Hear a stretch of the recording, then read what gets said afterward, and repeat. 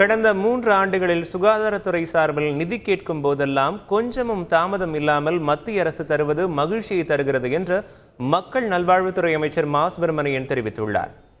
ஆதாரத்தை ஒன்றிய அமைச்சர்களிடத்தில் கேட்கிற போது மாண்புமிகு தமிழ்நாட்டின் முதலமைச்சருடைய வழிகாட்டுதலோடு கேட்கிற சமயங்களில் எல்லாம் இந்த இந்திய மருத்துவம் கடந்த 3 ஆண்டுகளாக தமிழ்நாடு அரசு வைக்கிற கோரிக்கைக்கு கொஞ்சமும் கூட ஒரு தாமதம் இல்லாமல் நிதி ஆதாரத்தை தந்து கொண்டிருக்கிறது மகிழ்ச்சிக்குரிய ஒன்று.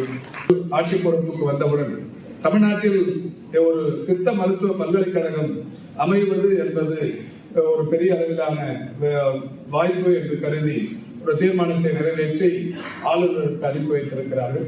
ஆளுநரிடத்தில் பல்வேறு மசோதாக்கள் கிடப்பில் இருப்பதை போல் சித்த மருத்துவ மசோதாவும் கிடப்பில் இருக்கிறது. ஒன்றிய அரசாங்கம் இந்த விஷயத்தை தலையிட்டு சித்த மருத்துவ பல்கலைக்கழகம் தமிழ்நாட்டில் வருவதற்கு ஒன்றிய அரசு அது உறுதுணையாக இருக்க வேண்டும் என்கின்ற என்னுடைய கோரிக்கை இந்த நிகழ்ச்சியில் வைக்க கடமைப்பட்டிருக்கிறேன்.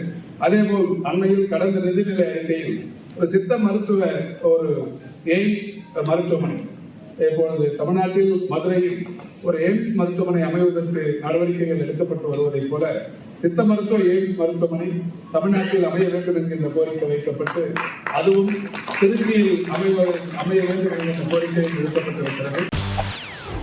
செய்திகளை உடனுக்குடன் தெரிந்து கொள்ள உடனே சப்ஸ்கிரைப் பண்ணுங்க.